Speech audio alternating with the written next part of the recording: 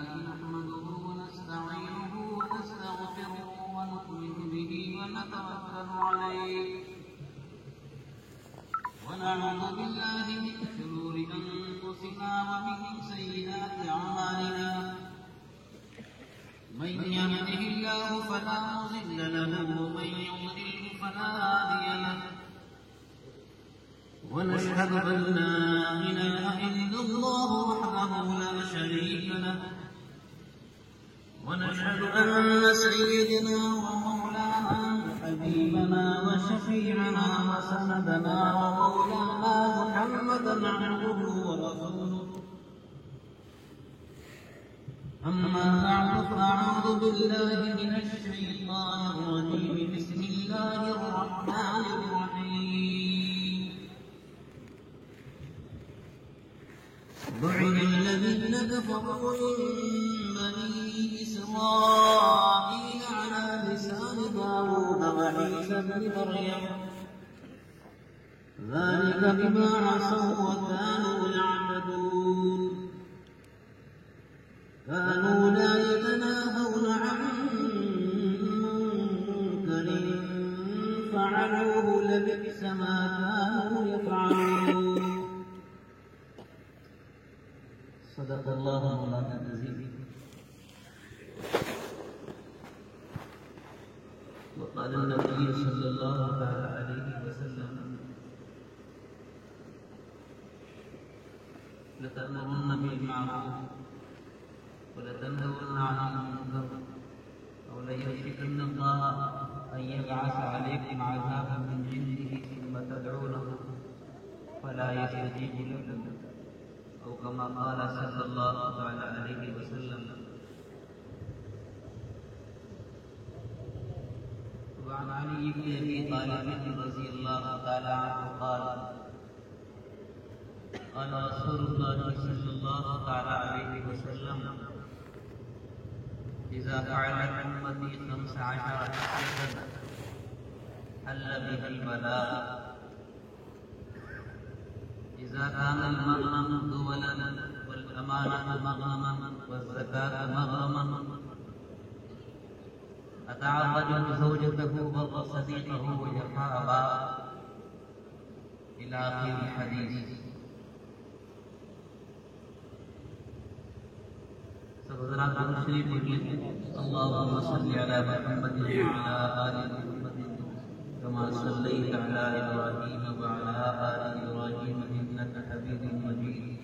زور سے پڑھیں اللهم بارك على محمد وعلى آل محمد كما باركت على إبراهيم وعلى آل إبراهيم إنك حميد مجيد. یا رب ہمیں ایسی کابندہ صحت دے دے. آمین کہہ سکتے. یا رب ہمیں ایسی کابندہ صحت دے دے ظلمات زمانہ سے جو ہم کو مفر دے دے. کردار صحابہ کا ہم کو بھی عطا کر دے. طوفان بلا میں بھی جینے کا ہنر دے دے. عثمان کی سخاوت دے. حیدر کی شجاعت دے. حیدر کی شجاعت دے. عثمان کی سخاوت دے. اوصاف جمیلہ سب ابو بکر عمر دے دے. آنکھیں وہ عنایت ہوں روئیں گے تیرے غم. آنکھیں وہ عنایت ہوں روئیں گے تیرے غم. ہر اشک ندامت کو تنویر گوہر دے دے. محترم بزرگوں، نوجوان دوستوں اور دینی بھائیوں اور یہاں پر تشریف فرما ہم سب کے سروں کے تاج حضرات علماء کرام کی جماعت حضرات، سب سے پہلے تو اللہ تعالیٰ کا شکریہ ادا کرتے ہیں کہ اللہ تبارک و تعالیٰ نے ہمیں اس دور کو فتن کے اندر اپنے دین کی نسبت کے اوپر جمع فرمایا. یہ اللہ تعالیٰ کا انتہائی عظیم احسان ہے اور اس کا کرم ہے. اور اس کے اوپر جتنا بھی اللہ تعالیٰ کا شکر ادا کیا جائے وہ کم ہی. اسی کے ساتھ ساتھ ہمارے وہ حضرات علماء کرام کہ جنہوں نے یہ بیڑا اٹھایا کہ اپنی قوم کی اصلاح اور ان کو رب کریم کی نافرمانی سے بچانے کا ایک درد ان کے دل کے اندر پیدا ہوا. یقیناً اس دور کے اندر یہ جذبہ ان علماء کا قابل تحسین ہے اور ان کا ساتھ دینے والے وہ حضرات کہ جنہوں نے ان حضرات کی سطح پر لبیک کے ساتھ حاضری دی ہے، چاہے وہ بچے ہوں اور چاہے وہ نوجوان ہوں اور چاہے وہ ہمارے بڑے بوڑھے ہوں یا ہماری مستورات ہوں. ان حضرات کی آواز پر جن حضرات نے لبیک کہی وہ بھی انتہائی قابل تشکر ہیں. اور یہ نوجوان جو میرے سامنے اس وقت میں تشریف فرما اور بیٹھے ہوئے ہیں، یقیناً یہ نوجوان اس لائق ہیں اور ان کو یہ حق بنتا ہے کہ ان نوجوانوں کی پیشانیوں کو بوسہ دیا جائے اور ان کو گلے لگایا جائے. اس لیے کہ نوجوان اگر چاہتا تو اس وقت کو اپنے رنگ رلیوں کے اندر، موبائل کے اندر اور طرح طرح کی خرافات کے اندر گزار. ذرا ہاتھ اٹھاؤ نوجوان کتنے یہاں پر 30 سال تک کے حضرات، جو 30 سال کے لوگ ہیں ماشاءاللہ، ہاتھ اٹھا کے بتاؤ کتنے حضرات ماشاءاللہ. یہ وہ نوجوان ہیں کہ جن کے بارے میں بزرگوں اور دیگر بھائیوں بڑی بشارتیں حدیث پاک میں اور قرآن کریم میں آئی. آپ حضرات نے اصلاح معاشرہ کے عنوان پر یہ مجلس منعقد کی، خصوصاً یہاں کے علماء اور میرے رفیق مکرم حضرت مولانا مفتی نفاذ صاحب، حضرت مولانا مفتی عبدالسلام صاحب، جناب قاری عبدالشکور صاحب، ان حضرات کی مسائل جمیلہ یقیناً قابل داد. ان حضرات نے ایک ایسے نازک وقت میں جبکہ لوگ معاشرے کی اصلاح سے مایوس ہوتے جا رہے ہوں، اور جیسا کہ ابھی مفتی صاحب نے فرمایا کہ لوگ یہ کہہ کر گزرنا چاہتے ہیں کہ اب ہم کیا کریں، کچھ کر نہیں سکتے. نہیں، یاد رکھو ان حضرات نے یہ عزم مصمم کیا ہے.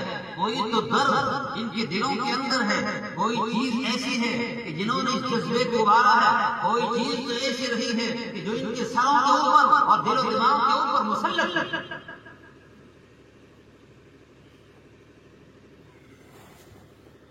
یہ الفاظ حضرت مولانا نبی احمد صاحب رحمۃ اللہ علیہ استاد محترم فرمایا کرتے تھے کہ زمانہ قدیم سے لوگ اسی طرح سے کام کرنے والوں کو پیچھے ہٹانے کی کوشش کرتے ہیں.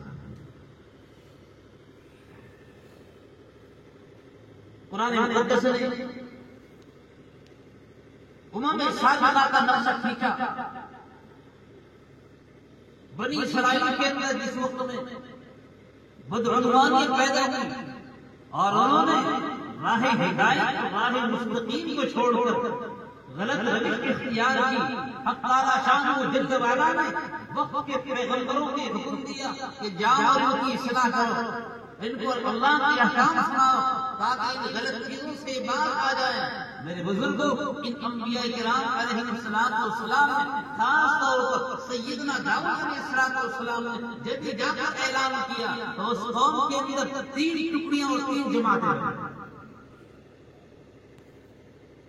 ایک جماعت وہ بنی کہ جنہوں نے اللہ کے اس حکم کی علن اعلان لگایا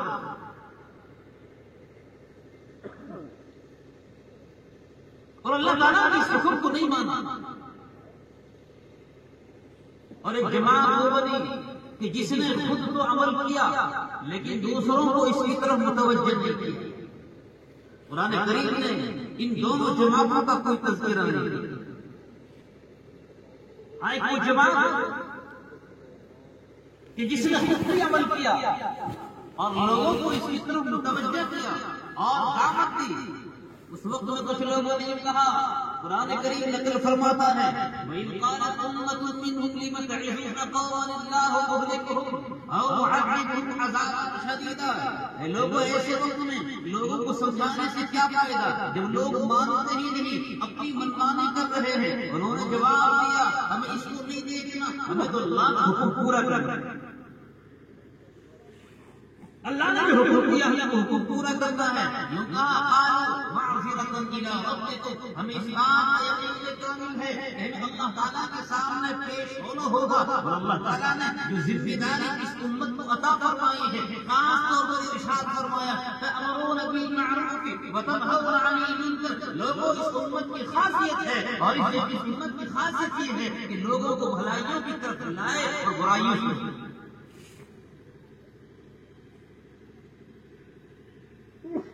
قرآن کریم نے اس کے اوپر بڑا زور دیا اور اس امت کو جناب محمد رسول اللہ صلی اللہ تعالی علیہ وسلم کی زبانی میرے بزرگوں یہ اعلان سنایا گیا، اے لوگوں تم کسی کو مت دیکھنا لوگ مان رہے ہیں یا نہیں مان رہے، تمہیں اپنا کام کرنا ہے۔ لَتَأْمُرُنَّ بِالْمَعْرُوفِ وَلَتَنْهَوْنَ عَنِ الْمُنكَرِ، لوگوں کو بھلائیوں کی طرف لاتے رہو، برائیوں سے ان کو بچاتے رہو۔ اگر تم ایسا نہیں کرو گے یاد رکھو، بڑا عجیب جملہ حضرت رسول اکرم صلی اللہ تعالیٰ علیہ وسلم نے اس کی ماں فرمایا کہ اگر کوئی آدمی نماز نہ پڑھے یہ اس کا ذاتی فعل ہے، روزہ نہ رکھے یہ اس کا ذاتی فعل ہے، زکات نہ دے یہ اس کا ذاتی فعل ہے، اس کی وجہ سے قوم کے اوپر عمومی عذاب نہیں آئے۔ لیکن یاد رکھو جس قوم کے درمیان سے اور جس جماعت کے درمیان سے یہ فریضہ اٹھے گا، امر بالمعروف نہی عن المنکر کا فریضہ ختم ہوگا، تو حضرت رسول اکرم کہہ دو زور سے صلی اللہ علیہ وسلم نے ارشاد فرمایا ایک ایسا عذاب اللہ تعالیٰ کی طرف سے آئے گا کہ جس کی وجہ سے ساری بلائیں ٹھن جاتی تھی۔ اللہ نے فرمایا کہ 100 سال کا ایک گنہگار آدمی جس کی ساری زندگی میرے حکم کی بغاوت میں گزری ہے، اگر وہ 100 سال کے بعد میں یوں کہہ دے میرے مولا مجھے معاف کر دے، میرے بندے کو یاد رکھنا چاہیے کہ مجھے معاف کرنے سے کوئی روکنے والا ہے ہی نہیں۔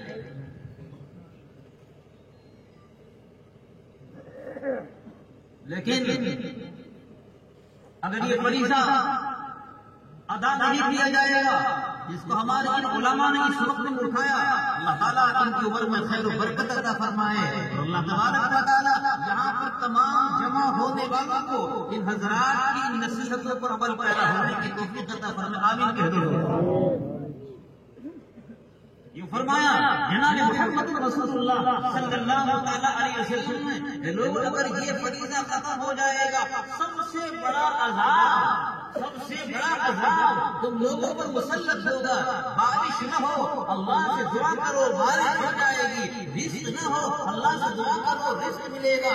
لیکن اگر تم اس فریضے کو چھوڑ بیٹھو گے اور یہ سوچ لو گے جیسا کہ مفتی صاحب فرما رہے تھے کہ میاں میں کیا کروں، کوئی ماننے کو تیار نہیں ہے، تو یاد رکھو اللہ کے نبی صلی اللہ علیہ وسلم نے ارشاد فرمایا اللہ تبارک و تعالیٰ کی طرف سے یہ عذاب ہمارے اوپر نازل ہوگا، ثم تدعونہ، وہ دعا جس کے بارے میں آقا نے ارشاد فرمایا جس وقت کوئی بندہ دعا کرتا ہے اللہ تبارک و تعالیٰ کو شرم آتی ہے یستحی ان یردہما صفر، کہ اللہ تبارک و تعالیٰ اپنے بندے کے اٹھے ہوئے ہاتھوں کو واپس فرما دے، اللہ کو شرم آتا ہے۔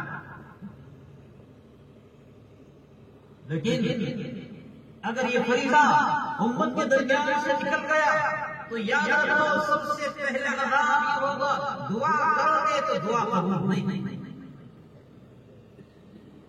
دعا کرو گے تو دعا قبول نہیں ہوگی۔ دعا ایک ایسی چیز ہے جس کے بارے میں جناب محمد رسول اللہ صلی اللہ علیہ وسلم نے ارشاد فرمایا الدعاء سلاح المؤمن، دعا تو مومن کا ہتھیار ہے۔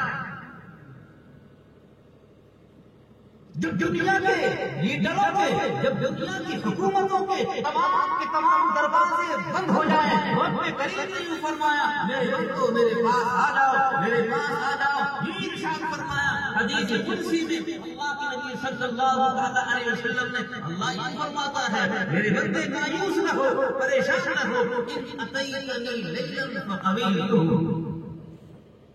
اگر تو رات کے وقت میں آ کر میرے سامنے جو آنسو ٹپکا دے گا اور میں تب بھی قبول کر لوں گا، بھائی اتیتنی نہارا فقبلتہ، اگر تب دن میں آ کر میرے سامنے ندامت کے آنسو بہا لے گا میں تب بھی معاف کروں گا۔ اس لیے نوجوان دوستو اور دینی بھائیوں، آج اس فتن دور کے اندر جو طرح طرح کے فتنے سر کو بھاگ رہے ہیں، اللہ کے نبی صلی اللہ علیہ وسلم کو حق تعالیٰ شان جل والا نے تین طرح کے علم عطا کیا۔ آپ نے یہ عطا کیا گیا کہ امم سابقہ میں اور پہلی امتوں کے اندر جو حالات گزرے ہیں آپ کو اس کو علم دیا گیا۔ اسی طرح سے آئندہ آنے والے جو حالات جو امت کے سامنے پریشانیاں آنے والی ہیں، حق تعالیٰ شان جل والا نے اپنے محبوب کو ان چیزوں کا علم عطا کیا، اور وہ ان حالات کے اندر کیا کرتا ہے آپ کو وہ بھی علم دیا گیا۔ اسی لیے نبی پاک صلی اللہ علیہ وسلم نے ارشاد فرمایا اوتیت علم الاولین والآخرین، اللہ تبارک و تعالیٰ نے مجھے پہلے لوگوں کو بھی علم عطا فرمایا ہے اور بعد والے لوگوں کو بھی علم عطا فرمایا، اور آپ نے اپنے امت کے سامنے یہ نقشہ کھینچا اور جو آپ نے ارشاد فرمایا اے امت کے لوگوں یاد رکھو اس دنیا میں جو بھی آیا ہے اس کو جانا ضروری ہے۔ میرے بزرگوں، آپ کو معلوم ہونا چاہیے کہ اللہ کے نبی صلی اللہ علیہ وسلم کو اپنی امت سے کتنا تعلق اور آپ اس قدر محبت اور الفت سے دوپہر کا روزہ ہے، حضور اکرم صلی اللہ علیہ وسلم ایک جنازے کے ساتھ میں جنت البقیع تشریف لے جاتے ہیں اور وہاں ایک صحابی کا جنازہ ہوتا ہے، آپ کو دفن کر کے آتے ہیں اور آتے ہیں آپ کے سر میں درد ہوتا ہے، آپ کا سر میں درد ہوگا،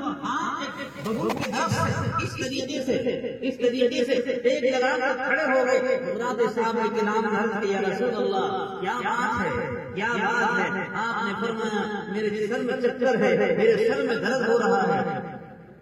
حضرات صحابہ کرام نے آپ کو پکڑا اور آہستہ آہستہ آپ کو آپ کے مقام تک لے جایا گیا، آپ کے مقام تک لے جایا گیا۔ صدیق عائشہ رضی اللہ تعالیٰ عنہ کہہ دو سب حضرات، صدیق عائشہ رضی اللہ تعالیٰ عنہ کو آپ نے دیکھا، آپ نے فرمایا واراسی واراسی واراسی، عائشہ رضی اللہ تعالیٰ عنہ نے آپ کو دیکھا تو فرمایا واراسی، جھوٹی انتہائی غیر درجے کی محبت تھی دونوں کے درمیان۔ آپ نے فرمایا عائشہ میں کیا بتاؤں، میرے سر میں درد ہے۔ اللہ کے نبی علیہ السلام کے جب چہرے کو مرجھایا ہوا دیکھا، اما عائشہ رضی اللہ تعالیٰ عنہا نے فرمایا کہ محبت کی بنا پر ایسا اثر ہوا، فرمایا واراسی، اللہ کے رسول میرے سر میں درد ہو رہا ہے۔ اللہ اکبر کبیرہ۔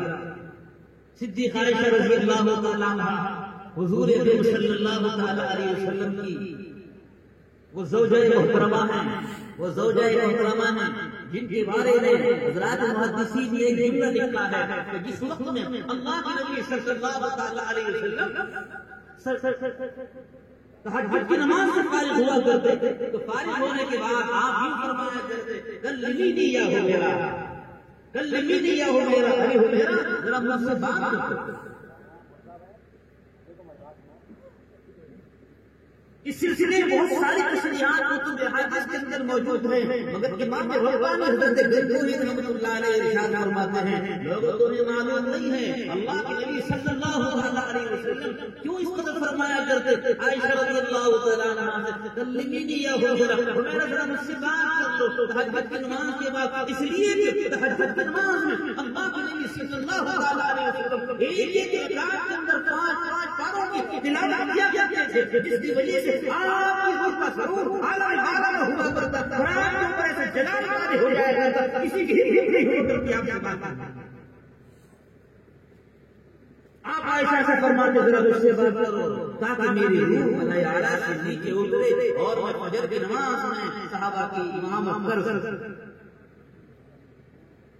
مگر اس محبت کے باوجود میرے بزرگوں ہمیں اولاد سے محبت ہو جائے تو ہم دین کو بھول جائیں، ہمیں مال سے محبت ہو جائے شریعت کو بھول جائیں، کہاں ہے قرآن کچھ پتا نہیں، ہمیں رشتہ داروں سے محبت ہو جائے، ہمیں زمین اور جائیداد سے محبت ہو جائے، ہم ساری چیزوں کو بھول جاتے ہیں، مگر اس قدر تعلق کے باوجود اللہ کے نبی صلی اللہ علیہ وسلم کی حالت کیا ہوا کرتی ہے۔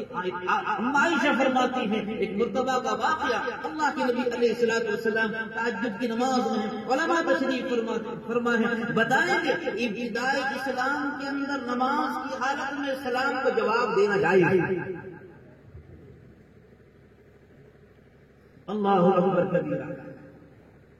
صدیقہ عائشہ رضی اللہ تعالیٰ عنہ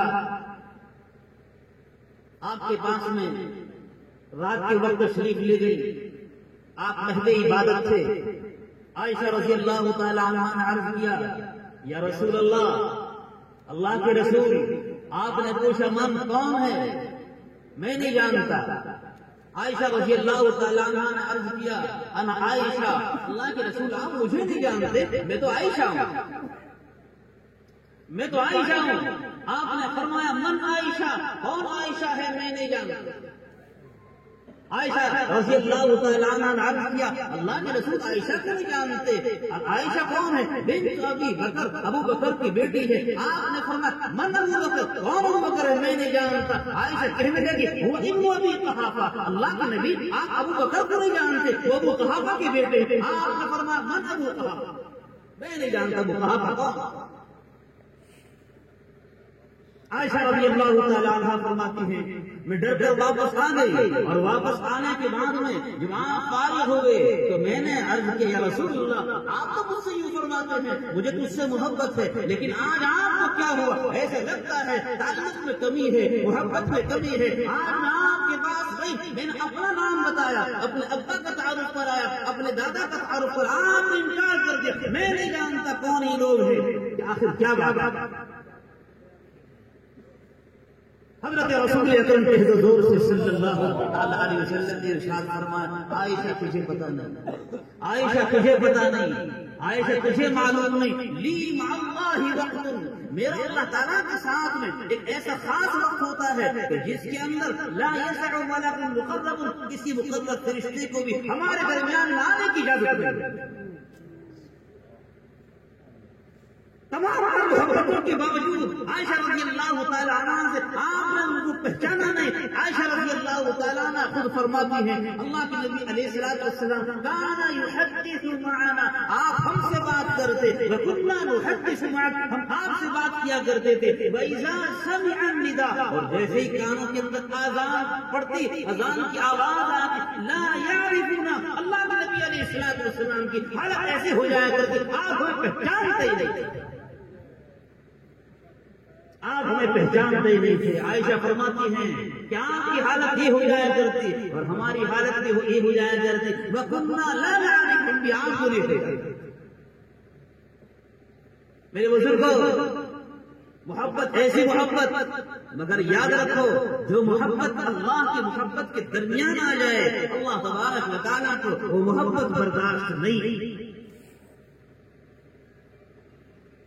میرے حضرت غالب شاہ ہردوئی رضی اللہ مرقدم ارشاد فرمایا کرتے تھے کہ مسلمان اور ایمان والے کی مثال ایسی ہے جیسے کہ ہوائی جہاز،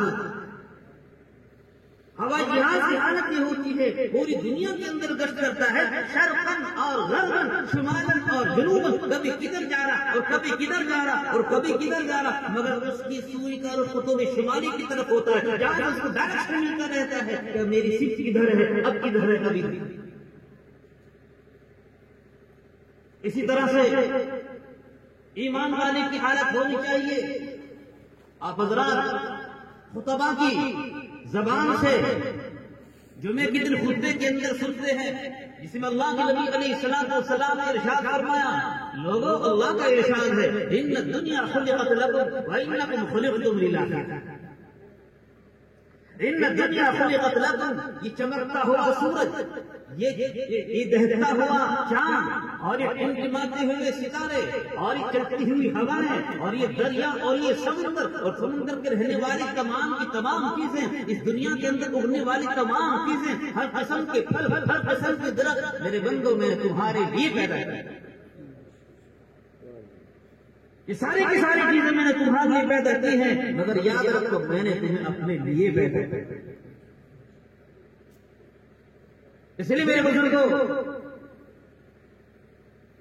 مومن کی مثال ایسے ہونی چاہیے، ساری چیزوں کو استعمال کرے، ساری چیزوں کو کھائے، رشتے داروں سے تعلق رکھے، اولاد سے تعلق رکھے، بیوی سے تعلق رکھے، مگر دل کی سوئی کا رخ اللہ کی طرف رکھے. اچھا کھانا بنا نہیں، اچھا پہننا بنا نہیں، اچھے مکان میں رہنا بنا نہیں، ساری کی ساری چیز اللہ تبارک و تعالیٰ نے اہل ایمان کے صدقے میں پوری انسانیت کو عطا فرمائی ہے. مگر یاد رکھو تمہاری بڑی ذمہ داری ہے اور تمہاری ذمہ داری یہی ہے جس کی بنا پر آج یہ جلسہ منعقد کیا گیا ان حضرات علماء کرام اور ان کے کارکنان کے ذریعے سے کہ جو ہمارے سماج کے اندر، ہمارے آبادیوں کے اندر جو برائیاں ہیں، آپ حضرات سمجھتے اصلاح معاشرہ، اصلاح معاشرہ کا مطلب یہی ہے کہ جس سماج میں ہم اور آپ رہ رہے ہیں اس میں شریعت کے مطابق اپنی زندگی کو کیسے دیں، ہمیں کس طرح سے رہنا چاہیے. آج قدم قدم کے اوپر اللہ تعالیٰ کے احکام ٹوٹ رہے ہیں اور ہم صرف یہ سوچ رہے ہیں کوئی بات نہیں، اب تو چلتا رہتا ہے، اب تو چل رہا ہے، کوئی بات نہیں. ایک زمانہ وہ تھا حضرات صحابہ کرام دنیا کے اندر موجود ہیں، اللہ کے نبی صلی اللہ تعالیٰ علیہ وسلم دنیا سے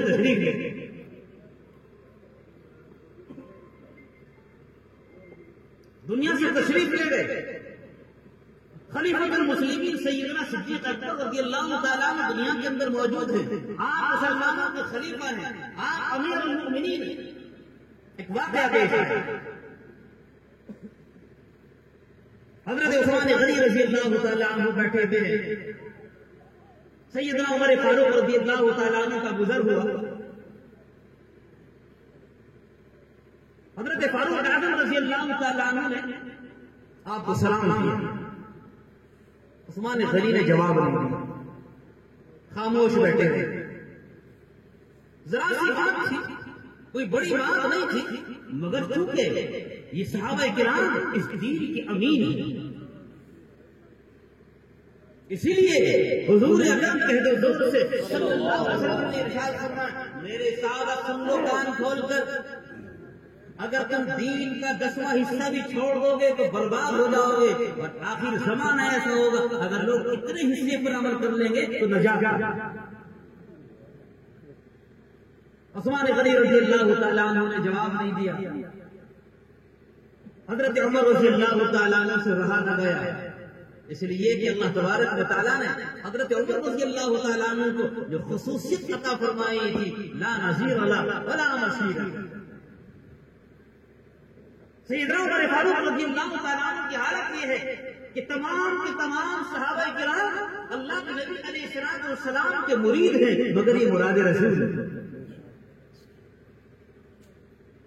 مکہ المکرمہ زادہ اللہ شرفا وعظمۃ کے اندر مسلمان پریشان ہیں، دین کا اور ایمان کا اظہار مشکل ہو رہا ہے. اللہ کے نبی علیہ السلام مطاف کعبہ میں بیٹھے ہوئے ہیں اور آپ دیکھ رہے ہیں، آپ نے دیکھا کہ مطاف کعبہ میں ایک راستہ ادھر سے آ رہا ہے اور وہاں لاٹھی اور ڈنڈوں کی آواز آ رہی ہے، شور مچ رہا ہے۔ اللہ کے نبی علیہ السلام نے پوچھا کیا معاملہ ہے؟ صحابہ کرام نے بتایا یا رسول اللہ کیا بتائیں، خبیب کی جان پر بن رہی ہے، خبیب کی پٹائی ہو رہی ہے۔ ابھی شور تھمنے نہ پایا تھا، آپ نے ادھر دیکھا شور ہو رہا ہے اور لوگ پٹائیاں کر رہے ہیں۔ آپ نے پوچھا یہ کیا معاملہ ہے؟ اللہ کے نبی علیہ السلام کو بتایا گیا اللہ کے رسول کچھ نہ پوچھو، بلال حبشی کی پٹائی ہے۔ یہ وہ زمانہ تھا کہ جب مکے کے اندر اہل ایمان کو ایمان کا ظاہر کرنا اور ایمان کی بات کرنا بڑا مشکل تھا۔ خود اللہ کے نبی علیہ السلام نے ارشاد فرمایا تھا کہ دیکھو ایمان قبول کرو، یہ اللہ کا حکم ہے، مگر ابھی ایمان کو ظاہر مت کرو۔ یہ حالات جب ہوئے ہیں قدر قدر پر اہل ایمان کو ستایا گیا، اس سے اس بات کا پتہ چلتا ہے اور قرآن کریم کی وہ تاریخی آیت ہمارے سامنے رہنی چاہیے۔ مسلمانوں اس دنیا کے اندر ہم چین سے رہنے کے لیے آئے ہیں، حالات آتے رہے ہیں اور آتے رہے ہیں، یاد رکھو حالات آتے ہیں اور گزر جاتے ہیں، اللہ کا دین ہمیشہ رہا ہے اور ہمیشہ رہے گا۔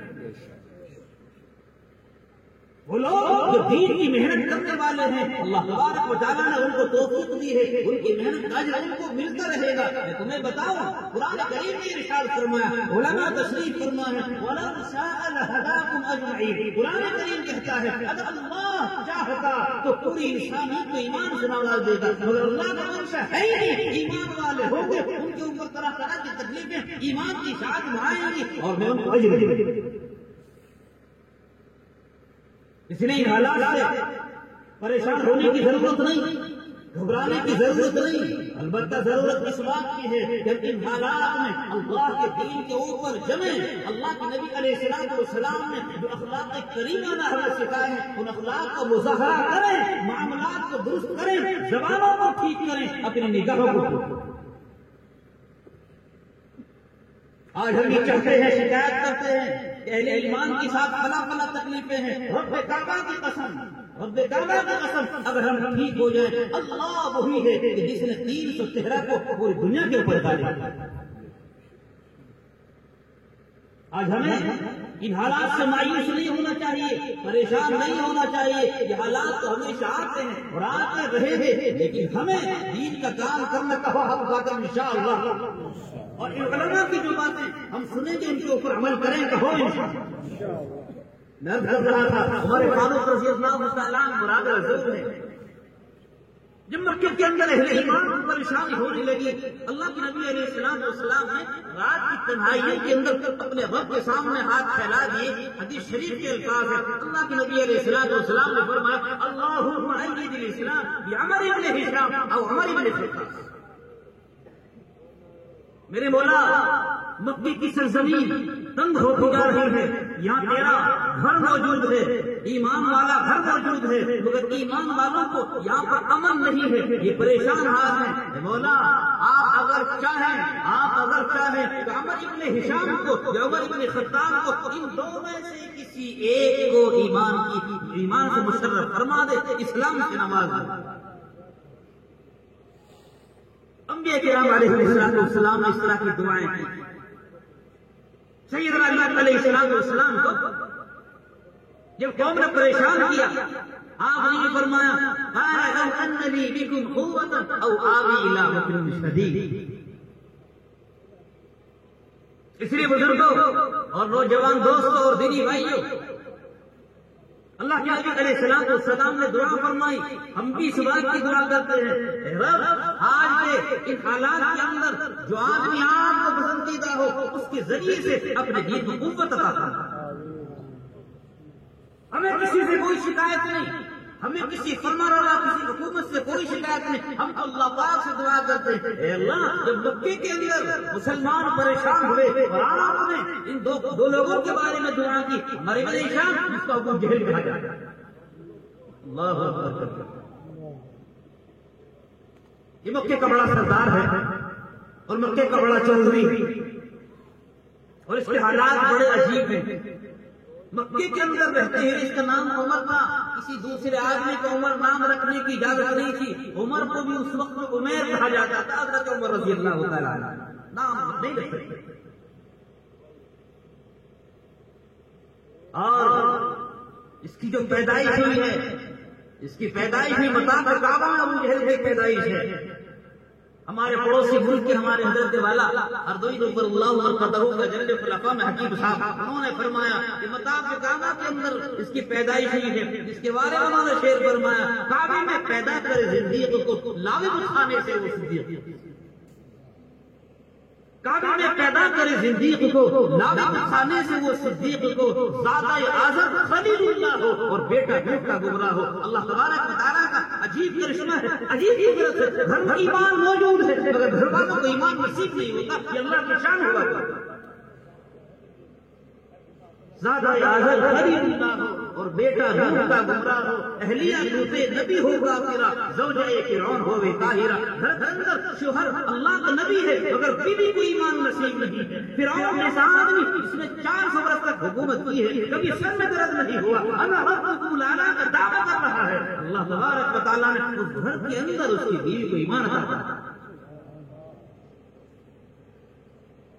ایمان بڑی قیمت کی چیز ہے. ایمان انتہائی قیمت کی چیز ہے. اللہ کے خزانے کی سب سے قیمتی چیز ہے. اللہ پاک نے فرمایا، اے لوگوں تمہیں پتہ ہے اس ایمان کا کیا چیز ہے؟ یمنون علیک ان اسلموا قل لا تمنوا علی اسلامکم. اپنے ایمان لانے کا، اسلام لانے کا مجھ پر احسان مت جتا. بل اللہ یمن علیکم. اللہ کا احسان ہے تمہیں ایمان سے نوازا. جب وہ چاہتا ہے گھر میں ایمان ہوتے ہوئے ایمان نہیں دیا جاتا. اس لیے مسلمانوں اس ایمان کی قدر کرو اور ایمان کے تقاضوں پر عمل کرو. میں عرض کر رہا تھا اللہ کے نبی علیہ السلام نے دعا کی اور اللہ تبارک و تعالیٰ نے ابو جہل کے حق میں نہیں، عمر بن خطاب رضی اللہ تعالیٰ عنہ کے حق میں دعا کو قبول کیا. ننگی تلوار ہے، آپ حضرات کو پورا واقعہ معلوم ہے. اور اس وقت میں حضرت عمر رضی اللہ تعالیٰ بہن کے ساتھ میں بڑی شدت کا معاملہ کر کے آئے ہیں. حاضر خدمت ہوئے. لوگوں نے کہا اللہ کے رسول آج تو عمر آ رہا ہے، ننگی تلوار اس کے ہاتھ میں ہے، ننگی تلوار اس کے ہاتھ میں ہے، وہ آ رہا ہے، بتائیے کیا کیا جائے؟ اللہ کے نبی علیہ السلام نے فرمایا اس کو اسی حال میں آنے دو. اگر ارادہ صحیح ہے فبیہا، ورنہ تو اسی کی تلوار سے اس کی خبر لی جائے گی. کیوں؟ اس لیے کہ نبی بزدل نہیں ہوا کرتا اور نبی کے ماننے والے بزدل نہیں ہوا کرتے. نبی کے ماننے والے بزدل نہیں ہوا کرتے. ہاں ان کے اخلاق کریمانہ ہوتے ہیں، لوگوں کا ظلم و ستم سہتے ہیں، بد اخلاقیوں کو سہتے ہیں، لیکن اس کی وجہ سے کوئی آدمی ان کو ناطاقتور سمجھے اور کوئی آدمی ان کو بزدل سمجھے، ایسا نہیں ہوا کرتا. حضرت عمر بن خطاب رضی اللہ تعالیٰ عنہ حاضر خدمت ہوئے. اللہ کے رسول ہاتھ بڑھائیے مشرف فیصلہ. یہ 41 سے مسلمان ہیں، ایک روایت کے مطابق 40 سے مسلمان اسلام لے آئے. اور اسلام لانے کے بعد عرض کیا یا رسول اللہ مجھے بتاؤ کیا دین اسلام حق ہے؟ آپ نے فرمایا نام، ہاں دین اسلام حق ہے. آپ نے پوچھا کیا آپ اللہ کے رسول برحق ہے؟ کہ ہاں میں اللہ کے رسول برحق ہے. پوچھا قرآن برحق ہے؟ کہ ہاں قرآن برحق ہے. کہا کہ نماز برحق ہے؟ ہاں نماز برحق ہے. عمر رضی اللہ تعالیٰ عنہ نے عرض کیا یا رسول اللہ پھر چھپ چھپ کر نماز پڑھنا ہمارے تو بس یہ ہے. پھر چھپ چھپ کر نماز پڑھنا ہمارے بس اب ہے نہیں. اللہ کے نبی علیہ السلام نے فرمایا کہ ابھی اسلام کمزور ہے، تم ایسا مت کرو. یا رسول اللہ ایسا نہیں ہو سکتا، اب ایسا نہیں ہو سکتا. آگے یہ قریش کا جیالا دوہرا بدن والا نوجوان چل رہا ہے اور اس نے اعلان کر دیا اگر کسی میں ہمت ہو تو آئے اور مسلمانوں کو اللہ کے کعبے میں اور اللہ کے گھر میں نماز پڑھنے سے روکے. مسلمانوں نے خوشی کا نعرہ لگایا. جبریل امین علیہ السلام نے اگر عرض کیا یا رسول اللہ عمر کو خوشخبری سنا دو. جیسے زمین کے اوپر، جیسے اس ارض کے اوپر اہل ایمان خوشی ہو رہی ہے، عمر کو اسلام کے اوپر اسی طریقے سے فرشتوں کو خوشی ہو رہی ہے. عمر کی سیدنا عمر فاروق رضی اللہ تعالیٰ عنہ مراد رسول ہے۔ حضرت علی رضی اللہ تعالیٰ عنہ ارشاد فرماتے ہیں صدیق اکبر رضی اللہ تعالیٰ عنہ دنیا سے چلے گئے اور جانے کے بعد امیر المؤمنین حضرت عمر فاروق رضی اللہ تعالیٰ عنہ مصلی رسول پر نماز پڑھاتے ہیں، اس لیے کہ اصل تو نماز آپ انہیں پڑھتے اور سنو اچھی طرح سے امام جو ہوا کرتا ہے وہ نائب رسول ہوا کرتا ہے، اس کی قدر کرنا ہمارا فریضہ ہے۔ مگر کیا کیا جائے، آج کل کے حالات تو ایسے ہیں کہ اگر امام کو 1 منٹ کی دیری ہو جائے تو مصلیوں کے دل ہلنے لگتے ہیں گھنٹے کی سوئی۔ ہو سکتا ہے وہ بھی انسان ہے، کوئی کام ہے، کوئی ضرورت ہے۔ سیدنا عمر فاروق رضی اللہ تعالیٰ عنہ میرے بزرگوں خلیفۃ المسلمین ہیں، حضرت علی رضی اللہ تعالیٰ عنہ اپنے گھر کے اندر خواب دیکھے اور خواب کے اندر انہوں نے یہ دیکھا کہ اللہ کے نبی علیہ السلام نے نماز پڑھائی اور نماز پڑھانے کے بعد اپنی جگہ سے اٹھے اور منبر کے پاس جا کر ایسے ایک لگا کر بیٹھے۔ آپ کے سامنے کھجوروں کا ایک ٹوکرا پیش کیا گیا، صحابہ کرام قطار لگا کر کھڑے ہو گئے، حضور اکرم صلی اللہ تعالی علیہ وسلم نے ایک ایک کھجور دینا شروع کی۔ آپ کھجور دیتے رہے، حضرت علی فرماتے میں خواب لے کر آیا، خواب کی بات ہے، میں بھی جا کر جلدی سے لائن میں لگ گیا اور لائن میں جانے کے بعد میں اللہ کے نبی علیہ السلام نے خواب کی حالت میں مجھے بھی کھجور عطا فرمائی، میں نے اس کھجور کو کھایا اور کھانے کے بعد وہی کھڑا ہو گیا اور مجھے اتنی میٹھی اتنی لذیذ لگی کہ میں ہٹنے کو تیار نہیں ہوا۔ اللہ کے نبی علیہ السلام نے مجھے دوسری کھجور عطا نہیں کی، آخر مجھے لائن سے ہٹنا پڑا۔ میں جیسے لائن سے ہٹا تو میری آنکھ کھل گئی، خواب دیکھا، اور جیسے میں لائن سے ہٹا اور آنکھ کھلی میں سیدھا مسجد نبوی کے اندر پہنچا اور وہاں جا کر کیا دیکھتا ہوں کہ مصلی رسول پر حضرت عمر رضی اللہ تعالیٰ عنہ فجر کی نماز پڑھا۔ آپ نماز سے فارغ ہوئے اور نماز سے فارغ ہونے کے بعد میں آپ اسی طریقے سے جیسے کہ میں نے خواب کے اندر اللہ کے نبی علیہ السلام کو دیکھ کر آپ وہاں سے اٹھے اور اٹھنے کے بعد میں آپ منبر کے پاس تشریف لے گئے اور کمر لگا کر بیٹھے۔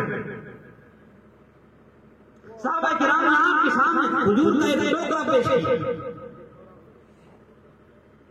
لائن لگ گئی، قطار لگ گئی، عمر فاروق رضی اللہ تعالیٰ ایک ایک حضور صحابہ کرام کو تقسیم کرنے لگے۔ علی کہتے ہیں میں بھی لائن کے اندر لگ گیا، میں بھی لائن کے اندر لگ گیا، آپ ایک ایک کھجور دے رہے تھے، میں سوچ رہا تھا علی تیری خواب کی تعبیر تیری نگاہوں کے سامنے آ رہی ہے۔ آپ نے کھجور تقسیم کی، میرا نمبر آیا، اللہ کے نبی علیہ السلام کو میں نے دیکھا تھا خواب کے اندر، مگر کیونکہ امام جو ہوتا ہے وہ نائب رسول ہوا کرتا ہے، میں نے دیکھا کہ فاروق اعظم رضی اللہ تعالیٰ عنہ کی حالت کی ایک ایک کھجور دے رہے، میں لائن میں لگ گیا اور جب میرا نمبر آیا عمر فاروق نے مجھے بھی ایک کھجور دی، میں نے اس کھجور کو کھایا اور کھانے کے بعد میں وہی کھڑا رہا اور انتظار کرنے لگا کہ دوسری کھجور مجھے عطا کر دی جائے، دوسری کھجور مجھے دے دی جائے۔ حضرت عمر فاروق رضی اللہ تعالیٰ کبھی نگاہ اٹھاتے کبھی گراتے ہیں، نہ میں ہٹنے کو تیار نہ دوسری کھجور وہ دینے کو تیار۔ بلاخر بہت دیر ہو گئی، میں ہٹنے کو تیار نہیں، وہ دینے کو تیار نہیں۔ عمر فاروق رضی اللہ تعالیٰ عنہ نے ارشاد فرمایا علی میں جانتا ہوں تم داماد مصطفیٰ ہو، کہہ دو صلی اللہ علیہ وسلم۔ علی میں جانتا ہوں تم داماد مصطفیٰ ہو، حسن حسین کی والد ہو، مگر ایک بات یاد رکھو، ایک بات سن لو، اگر رات کے اندر اللہ کے نبی علیہ السلام تمہیں دوسری کھجور دے دیتے تو میں بھی دینے کو تیار ہوں، آپ نے نہیں دی تو میں بھی نہیں دی۔ یہ وہ لوگ تھے کہ جن کے قلوب اللہ کے نبی علیہ السلام کی صحبت سے مجلہ اور مصفہ ہو چکے۔ حضرت عمر فاروق رضی اللہ تعالیٰ عنہ جا رہے ہیں، سلام کیا، عثمان غنی نے جواب نہیں دیا، ابو بکر رضی اللہ تعالیٰ عنہ خلیفۃ المسلمین نے جا کر شکایت کر کے دعویٰ کر دیا، امیر المؤمنین عثمان کو میں نے سلام کیا، انہوں نے جواب نہیں دیا، بلا کر پوچھو کیا معاملہ ہے۔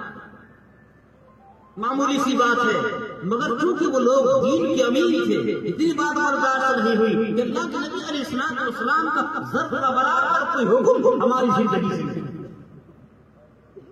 ابو بکر نے بلایا اور بلانے کے بعد پوچھا عثمان کیا بات ہے؟ تمہارے بھائی عمر نے تم سے سلام کیا، تم نے جواب کیوں نہیں دیا؟ حضرت عثمان غنی رضی اللہ تعالیٰ عنہ فرمانے لگے واللہ ما شعرت واللہ ما شعرت، رب کعبہ کی قسم مجھے تو معلوم نہیں کہ عمر نے مجھے سلام بھی کیا ہے کہ نہیں۔ ابو بکر رضی اللہ تعالیٰ عنہ نے فرمایا ہاں میں بھی یہ سوچ رہا تھا کہ تم کسی سوچ کے اندر، کسی غم کے اندر مبتلا تھے۔ عثمان غنی کہنے لگے ہاں میں ایک سوچ کے اندر مبتلا تھا اور میں نے ان کا سلام نہیں سنا، ورنہ میں ضرور جواب دیتا۔ ابو بکر رضی اللہ تعالیٰ عنہ نے پوچھا بتاؤ تمہارا کیا سوچ تھی، تمہارے ذہن کے اندر کیا سوال تھا؟ عثمان غنی نے عرض کیا امیر المومنین، اللہ کے نبی علیہ السلام والسلام دنیا سے تشریف لے جائے، دنیا سے تشریف لے جا چکے اور میرے ذہن کے اندر ایک سوال ہے، میں آپ سے سوال نہیں کر سکا۔ میرے ذہن کے اندر سوال یہ ہے اللہ کے نبی آپ کو بھی جانا ہے، دنیا میں جو بھی آیا ہے اس کو جانا ضروری ہے، لیکن یہ بتاؤ ما بقاء هذا الامر، اس امر دینی کی بقا اس طریقے میں ہوگی، آئندہ یہ دین کا کیا حال ہوگا کہ یہ دین باقی رہے؟ میرے ذہن کے اندر ایک سوال۔ صدیق اکبر رضی اللہ تعالیٰ عنہ نے فرمایا کہ گھبرانے کی بات نہیں، گھبرانے کی بات نہیں، اس سوال کا جواب میں نے اللہ کے نبی علیہ الصلوۃ والسلام سے لے لیا ہے۔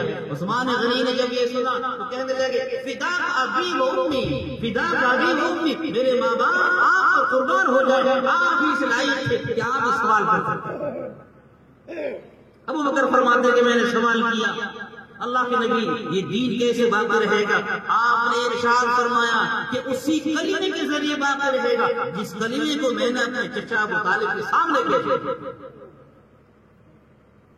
اس لیے بزرگوں اور دینی بھائیوں، یہ ایمان کی محنت اور دعوت کی محنت، امر بالمعروف کی محنت، نہی عن المنکر کی محنت انتہائی فرض۔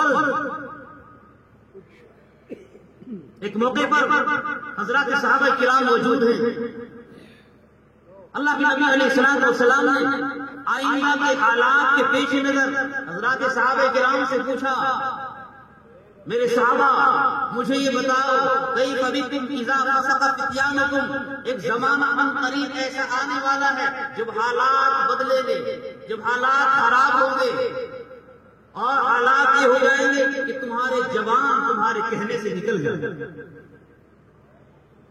تمہارے جوان بچے اور تمہاری جوان بچیاں تمہارا کہنا نہیں مانیں گی۔ کیف بکم اذا فسق فتیانکم، ایسے وقت میں تمہارا کیا حال ہوگا؟ حضرات صحابہ کرام اس سوال کو سن کر چونک گئے، اس لیے کہ وہ زمانہ تھا کہ جس زمانے کے اندر یہ سوچا نہیں جا سکتا تھا کہ کوئی باپ اپنے بیٹے سے کچھ کہے، کوئی بوڑھی ماں اپنے بیٹے سے کچھ کہے اور وہ اس کو انکار کر دے، ایسے نہیں۔ آج کے حالات ہم دیکھیں، ایک بوڑھا باپ جو بستر کے اوپر پڑا ہوا ہے وہ اپنے جوان بیٹے سے یہ کہتا ہے کہ بیٹا میں بیمار ہوں، مجھے دوائی لا کے دے دو، میری فلاں ضرورت ہے۔ بیٹا نہیں، وہ موبائل کو لے کر نکل جاتا ہے، دوستوں کے ساتھ نکل جاتا ہے، بوڑھے باپ کی ریس۔ اسی لیے آقا نے ارشاد فرمایا کیف بکم اذا فسق فتیانکم، تمہارا کیا حال ہوگا جب تمہارے جوان بچے اور بچیاں تمہارے کہنے سے نکل جائیں گے، وَتَبَا نِسَاؤُكُمْ، اور تمہاری عورتیں سرکش ہو جائیں گی۔ صحابہ کرام نے عرض کیا وَإِنَّ ذَلِكَ لَكَانَ يَا رسول اللہ کے رسول کیا آپ کہہ رہے ہیں؟ وہ عورتیں جو ہمارے اشاروں پر چلتی ہیں، ہمارے مزاج میں سمجھتے ہیں کہ ایسا ہوگا کہ عورتیں ہمارے اوپر سرکش ہو جائیں گی۔ آپ نے فرمایا نعم و اشد، ایسا ہوگا اور اس سے بھی زیادہ بدتر، ایسا ہوگا اور اس سے بھی زیادہ بدتر ہوگا۔ آپ نے ارشاد فرمایا میرے بزرگوں، اس لیے کہ اللہ تبارک و تعالیٰ نے حضرت نبی پاک علیہ الصلوۃ والسلام کو آنے والے حالات کی خبر دی تھی، گویا کہ آج کے حالات 1400 سال پہلے آپ کی نگاہوں کے سامنے۔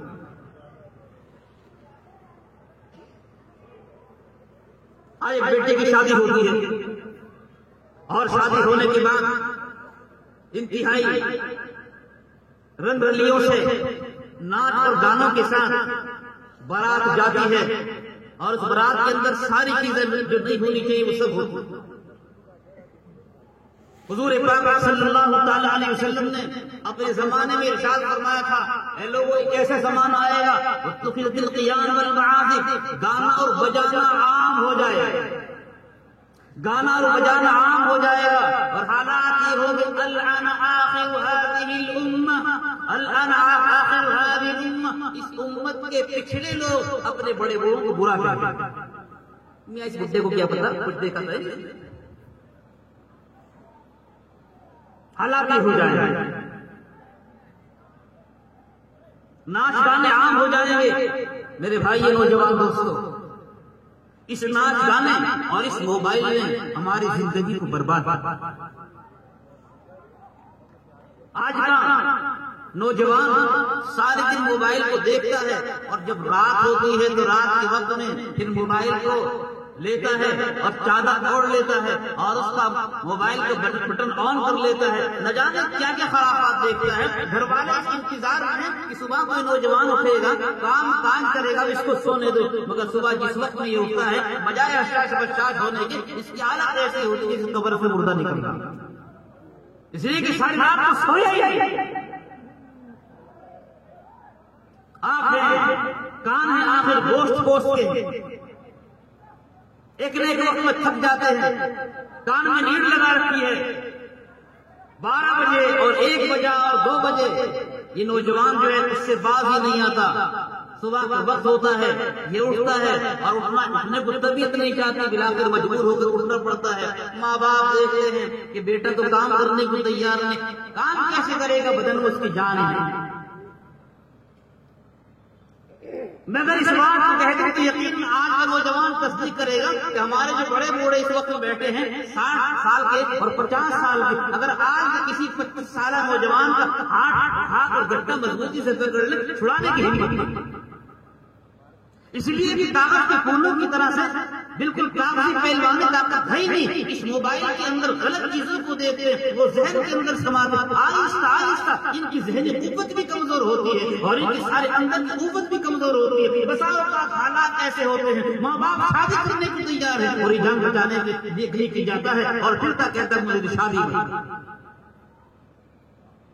اس لیے نوجوان دوستو، اپنی طاقت کی حفاظت کرو، اپنی آنکھوں کی حفاظت کرو، اپنے کانوں کی حفاظت کرو۔ تمہیں پتا نہیں اس نوجوان کی ذمہ داری کیا تھی، اس نوجوان کی ذمہ داری جس کو اللہ تبارک و تعالیٰ نے ایمان کی دولت سے نوازا، خدا کی قسم یہ سارا کا سارا پٹارا جو موبائل کے اندر بھرا ہوا ہے یہ تمہیں تباہ کر دے۔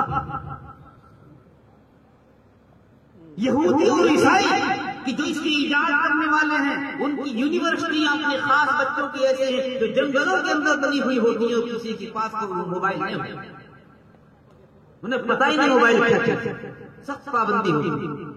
پوری دنیا اور خاص طور پر مسلم نوجوانوں کو برباد کرنے کے لیے میرے بھائی اس چیز کو رکھا گیا ہے۔ خبردار اگر ہم نے اس کا غلط فائدہ اٹھایا اور غلط استعمال کیا تو دنیا بھی خراب اور آخرت بڑے حالات اس وقت میں نازل۔ یہ جوانی کی عمر اللہ تبارک و تعالیٰ کسی انسان کو ایک مرتبہ عطا فرماتے ہیں، کسی انسان کو ایک مرتبہ عطا فرماتے ہیں، اور جس قوم کے نوجوان اپنے مقصد کو سمجھ لیتے ہیں میرے نوجوان دوستو، اس قوم کا مستقبل سنور جاتا ہے، اور جس قوم کا نوجوان بگڑ جاتا ہے اس قوم کا مستقبل بگڑ جاتا ہے۔ حالات انتہائی خراب۔ تیری نوجوانی ان بوڑھے ماں باپ کی خدمت میں لگنی چاہیے، تیری نوجوانی ان بچیوں اور ان بہنوں اور ان بوڑھی ماں کی جن کی عزتوں کو تار کیا جا رہا ہے، تم موبائل کے اندر خوب دیکھتے ہو آج کیا ہو رہا ہے۔ تیری نوجوانی اس ظلم و ستم کو مٹانے کے لیے لگنی چاہیے تھی۔ میرے بھائیو، اگر ہم نے ذمہ داری کو نہیں سمجھا، اور اللہ کے نبی علیہ السلام نے جیسے ہی ارشاد فرمایا ہے کہ نوجوانوں کی حالت بڑی عجیب ہو جائے گی۔ آج کل تو ہم یوں کہتے ہیں مفتی صاحب جیسے فرما رہے تھے، میاں کیا کریں ماحول خراب ہے، میاں کیا کریں ماحول خراب ہے۔ یاد رکھو مسلمانوں، ماحول تم سے ہے، تم سے ماحول نہیں۔ ماحول کو تم جیسا بناؤ گے ماحول ویسا بنے گا۔ ماحول تو انسان کے ہاتھ میں ہوتا ہے، جیسا بنانا چاہتا ہے۔ ہمارے یہاں ضلع اڈے کے اندر ایک نوجوان لڑکی، وہ انٹر کا ایگزام دے رہی تھی، مسلمان لڑکی جس کے گھر کے اندر دین کی تعلیم ہوتی، اس لیے ہمارے دعوت و تبلیغ کے ذمہ دار حضرات یہ کہتے ہیں اپنے گھر کے اندر تعلیم کو ضروری سمجھو تاکہ بچوں کا، گھر والوں کا ذہن بنے۔ اگر گھر والوں کا ذہن نہیں بنا تو تیرے چلے اور 4 مہینے بیکار ہو جائیں گے، یہ کسی کام نہیں۔ گھر کی تعلیم بہت ضروری، ورنہ گھر پہ اگر محنت نہیں کی تو شادی کا موقع ہوگا اور اس وقت میں ناچ گانے ہوں گے، اکیلا کھڑا رہ جائے گا، یہ کہے گا بچے میری مانتے ہی نہیں۔ بچے نہیں مانتے، تو نے منانا نہیں سیکھا۔ اس لیے گھر کی تعلیم بہت ضروری۔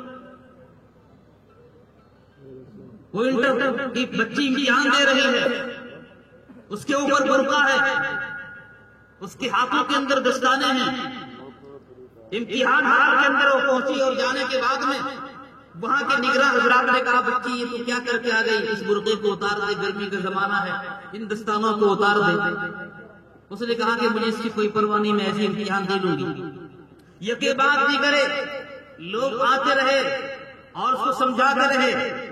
آخر جو سب سے بڑا ذمہ دار تھا اس نے کہا کہ اس برقعے کو اتار دو، یہ تمہارے لیے اچھا نہیں ہے، گرمی کا زمانہ ہے، تمہیں امتحان دینا ہے، ہوا لگے گی، تمہارے دماغ کو سکون ملے گا، اسے اتار دو۔ اس بچی سے رہا نہ گیا اور وہ کھڑی ہو گئی، اور بچی نے یوں کہا کہ مجھے آپ سے چند سوال کرنے ہیں۔ کہا کہ بتاؤ کہ میرا پہلا سوال یہ ہے کہ جس وقت میں کوئی پولیس کا آدمی، گرمی کا زمانہ ہوتا ہے، آن ڈیوٹی ہوتا ہے، گرمی پڑ رہی ہے اور وہ دھوپ کے اندر کھڑا ہوا ہے، اس کو یہ ہونا چاہیے کہ بجائے اپنی موٹی وردی کے وہ عام کپڑا پہنے، باریک کپڑا پہنے، تاکہ اس کو سکون ہو اور صحیح طریقے سے ڈیوٹی کو انجام دے۔ اس بچی نے کہا کہ بتاؤ اس کی وجہ کیا ہے؟ پرنسپل نے کہا کہ یہ ملک کا قانون ہے، اس کو اسی وردی میں رہنا پڑے گا۔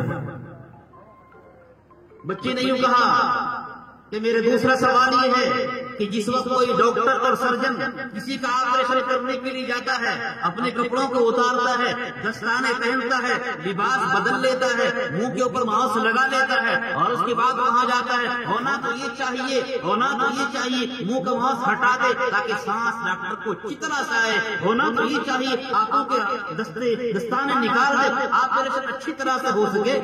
ایک آدمی کی جان کا مسئلہ ہے، ایک آدمی کی جان کا مسئلہ ہے، بتاؤ ڈاکٹر ایسا کیوں کرتا ہے؟ اس نے کہا کہ نہیں، ڈاکٹری کی لائن کا ضابطہ یہی ہے کہ جب کوئی سرجن آپریشن کرنے کے لیے جائے گا، دوسرے کپڑے بدلے گا، ہاتھوں کے اندر دستانے پہنے گا، اپنے منہ کو اچھی طریقے سے محفوظ کرے گا، آنکھیں کھلی رہیں گی تاکہ اس وقت میں جا کر مریض کا آپریشن کر سکے۔ اس بچے نے کہا کہ ڈاکٹر ایسا کیوں نہیں کرتا؟ کہ نہیں، ملک کا قانون یہ ہے۔ اس بچے نے کہا میرا تیسرا سوال یہ کہ جب کوئی جوان آدمی بائک کے اوپر چلتا ہے اور وہ ہیلمٹ لگا کر چلتا ہے، کبھی کبھی ایسا ہوتا ہے ہیلمٹ کی وجہ سے قریب میں آنے والی گاڑی کی آواز اس کو پوری نہیں آتی، کم آتی ہے، ہونا تو یہ چاہیے تھا کہ ہیلمٹ اس کے اوپر لاگو نہ ہوتا تاکہ پیچھے سے آنے والی گاڑی کی آواز پوری آ جاتی، اس کو بچنا آسان ہو جاتا۔ ایسا کیوں ہوتا ہے؟ اس نے کہا کہ ملک کا قانون ہے۔ میرے نوجوان دوستوں اور بچیاں اگر موجود ہوں وہ بھی سنیں۔ اس بچی نے کہا کہ اگر ایک قانون ڈاکٹر کے لیے ہو سکتا ہے، ایک قانون بائک والے کے لیے ہو سکتا ہے، ایک قانون پولیس والے کے لیے ہو سکتا ہے، میرے دین کا قانون میرے لیے ہے کہ میرا دین بدن کا کوئی حصہ کسی دوسرے کو نہ۔ اس لیے یاد رکھو ماحول ہم سے ہے، ہم ماحول سے نہیں ہیں۔ بزرگوں، جوان دوستوں، ماحول جیسا بنائیں گے ماحول تو ویسے۔ آج ہم اس بات کا عزم مصمم کریں اور ارادہ کریں کہ انشاءاللہ الرحمن اپنی برات کے اندر جو ہمارے حضرات علماء مشورہ دیں گے جتنے لوگوں کا، انشاءاللہ اتنے لوگوں پر سب لوگ راضی ہو جائیں گے۔ بتا کون بولتے یہ رہا کہ ذکر وہ رسول ماشاءاللہ۔ اور اپنی شادیوں کے اندر ڈی جے، گاجے، باجے اس طرح کی چیزوں سے بچنے کی کوشش کریں گے۔ خدا کے بندو، آج بڑی آفتیں ہو رہی ہیں، ان علماء کا احسان سمجھو کیسے مواقع پر یہ آپ کو بلا کر دین کی باتیں سنا رہے ہیں اور دین کی باتیں بتا رہے ہیں. خدا کی قسم آئندہ حالات بڑے خراب آنے والے ہیں، مگر یاد رکھو ان خراب حالات کے اندر بھی حالات جو بھی ہوں ہمیں انشاءاللہ دین کے اوپر مستقیم رہنا ہے اور دین کے اوپر عمل کرنا ہے. اور ہماری علماء جب بھی ہمیں آواز دیں گے انشاءاللہ الرحمن ہم ان کی آواز کے اوپر لبیک کہیں گے اور ان کی باتوں پر عمل کریں گے. اللہ تعالی ہم سب کو عمل کی توفیق دے. Thanks for watching. Don't forget to like, comment, share and subscribe to Al Wahid channel.